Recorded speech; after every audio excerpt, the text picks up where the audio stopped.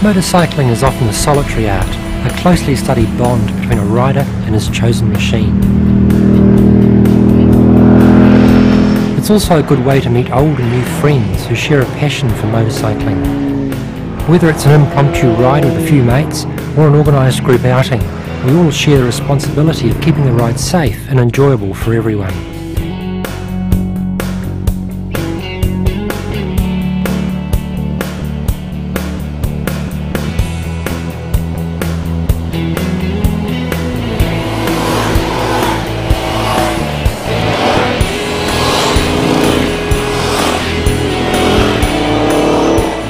This video has been made to help New Zealand riders stay safe while riding in groups.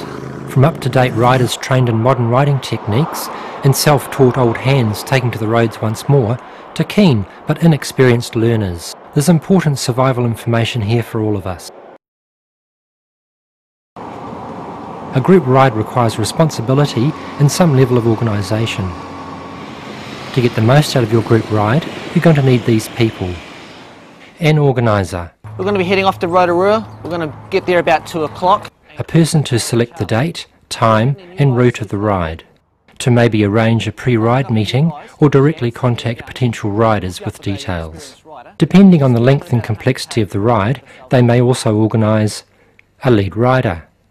On the ride, the leader will be at the front, setting the pace, identifying hazards and signalling directions where needed.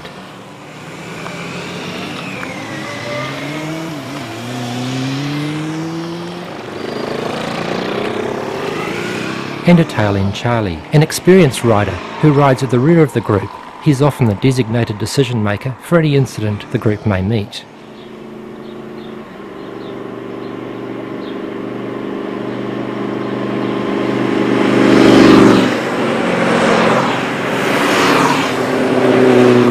On a long distance ride, or one with a large number of riders, a sweep vehicle with motorcycle recovery capability may be needed.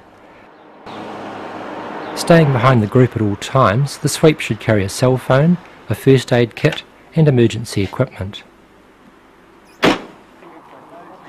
If it's more than just a half-day ride, the organiser may have such issues as refreshment stops, refuelling or accommodation to manage.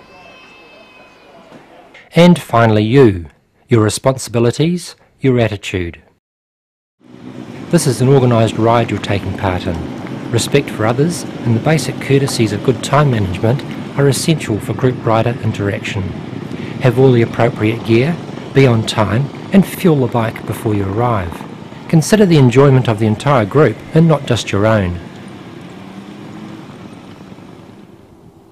Too many riders come to grief because someone in the group introduced an element of competition that should not have been there. Showing how fast you are, being the macho cool one, has no place on a group ride. Impatient, aggressive and selfish riding puts every group member at risk. And don't let this kind of peer pressure fool you into riding beyond your ability.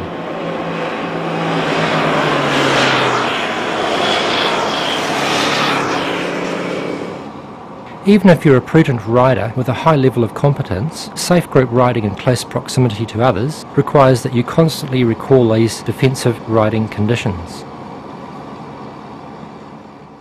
Weather, light, road, traffic and bike.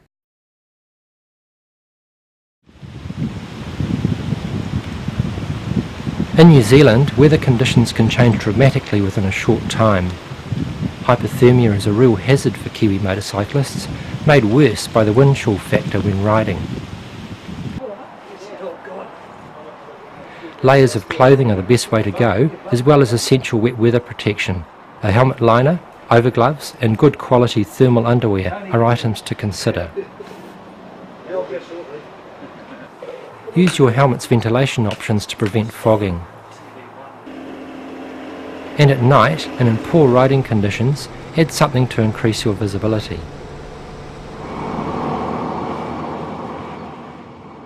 You need eye protection that is clear, clean and scratch-free. Tinted visors or sunglasses are great, but need to be changed after sunset. Sunstrike and sun glare off water can also be a danger at dawn and dusk. Experienced riders have their headlights on at all times.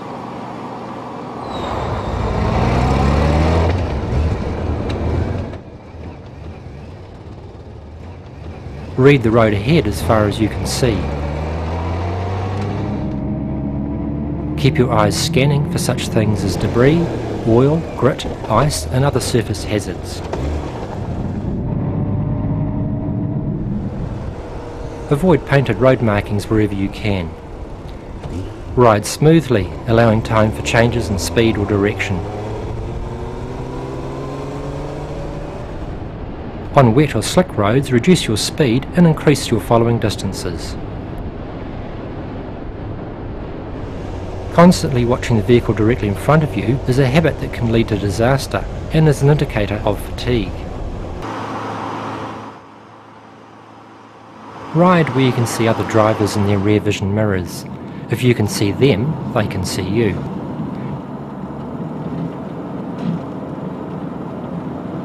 Plenty of space ahead also gives you time to react to any debris which truck wheels ahead may throw out.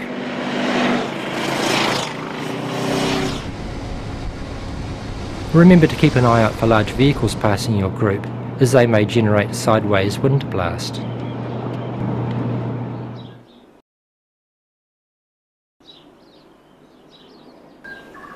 Your bike and its preparation and maintenance are your responsibility. Your safety and the safety of the other riders in your group are as well. If you don't feel confident checking your bike, refer to its owner's manual or your local dealer. Get familiar with your bike. Look for any damage and parts that are loose or leaking fluid. Has anything changed since you checked it last? Memorise the T-clock to help you with the basics. Tyres and wheels, cables and controls, lights and switches, oil and fuel, chain and chassis, kick and main stands. Do these checks at least a day before the ride. Tyre pressures are critical for your safety. Buy your own quality tyre gauge and use it before every ride. Know what your tyre pressures should be and only check them when cold. Inspect cast rims for cracks and ring spoked wheels to check for tightness. Check cable ends for security and fraying and search hydraulic lines for cuts, cracks or bulging. Read hydraulic reservoir fluid levels. Make sure all lights are working. Check the headlamp dip switch and warning flasher and turn indicators, front and rear. Check the horn. And don't forget your brake lights, using both front and rear brake levers. Check the operation of all warning panel lights and gauges. The battery fluid level needs to be within its standard range, and check both terminals are clean and tight. Always start your ride with a full tank of fuel. Check any liquid coolant level only when the engine is cold. When the engine is warm and with the bike on level ground, check the engine and transmission oil.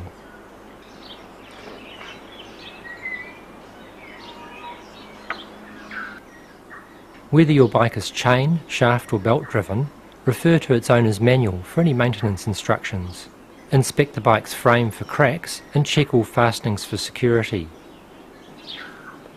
Check for any cracks or bending and make sure the pivot bolts are tight. Do the kick and main stands spring back into place and have enough tension to hold securely in position?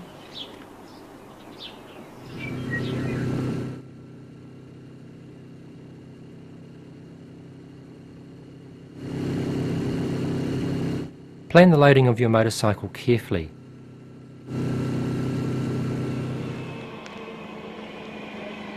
Remember the optimum loading triangle and keep all your carried weight as close to it as possible. A heavy or unbalanced load or the weight of a pillion rider dramatically affects the handling and braking of any motorcycle. Rear suspension and headlight level settings may need to be adjusted and pannier loads spread evenly, side to side. Your passenger is your responsibility. A frightened pillion passenger is a danger to both rider and machine. Be sure to instruct your pillion passenger on correct pillion riding techniques.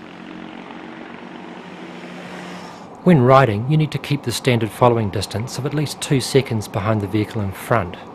When travelling in a group, riding discipline is essential and riding is usually in staggered formation. This is a good way to keep close spacing and still maintain a safety buffer zone to the front and sides of each motorcycle. This means you'll be at least 2 seconds behind the bike in front of you in your line and at least 1 second to the rear of the rider in the other line. If trikes or sidecars are riding with your group, they should remain in the middle of the lane, keeping the same minimum 2 seconds following distance. To protect your buffer zones when negotiating hazards, move to single file. This positioning is also used for increased visibility around bends and curves.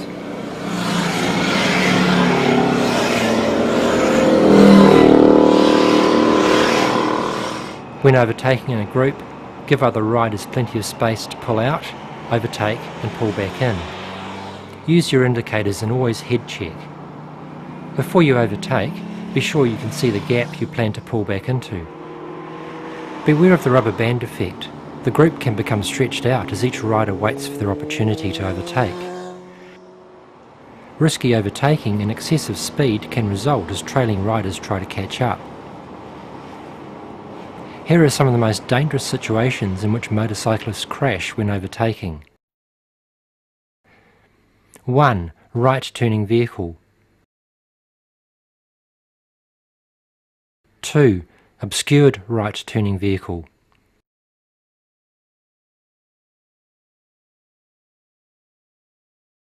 3. No passing lines.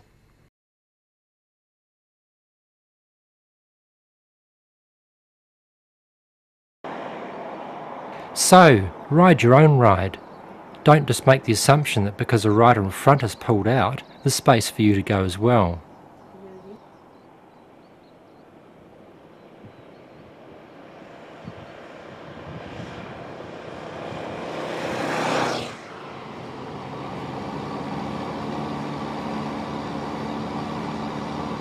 The ability to communicate with hand signals during the ride can help your group maintain its safety. Your group, of course, is free to choose its own set of signals, but here are some commonly used ones. Group to speed up. Group to slow down. If the leader wants to pull off the road for any reason, this may be the signal.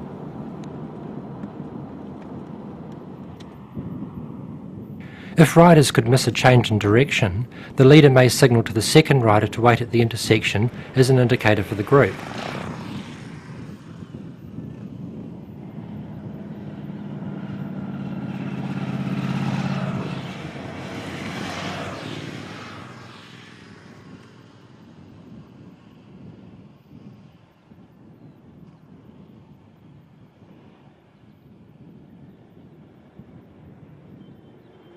The indicator will then resume the ride in front of the tail-end Charlie.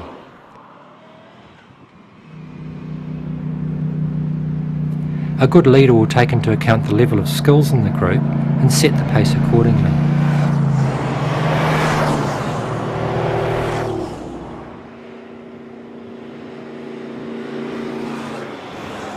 Larger groups should divide up into smaller, more manageable groups of similar riding abilities. 5 to 7 riders is best.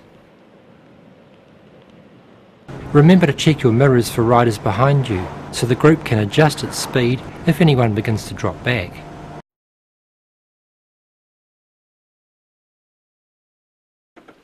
When your group has reached a meeting point, try to park the motorcycles so the group can depart as a unit. Make sure the ground is firm and back your bike into position.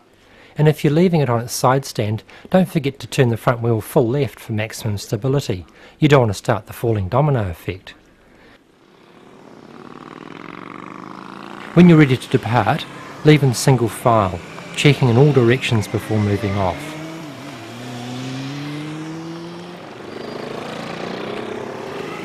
Everybody should know the ride destination. If you become separated from the group, don't panic. Ride at a safe speed, follow your group's pre-planned route and meet up at the next stopping point. Motorcyclists in New Zealand are proud to be protective of one another. If a rider breaks down or crashes, it's usual and expected that others will stop and help. In a group situation, that reaction needs some forethought. Worry about your own safety first. Don't stop suddenly, causing riders or vehicles behind you to have to brake sharply. Go past the incident. Park off the road in a safe place and walk back to avoid doing U-turns across the flow of traffic. Be aware of all other vehicles and be visible. Help the tail end Charlie to render assistance and call for emergency services. If your ride is a sweep vehicle, it may be able to park behind the incident scene for protection.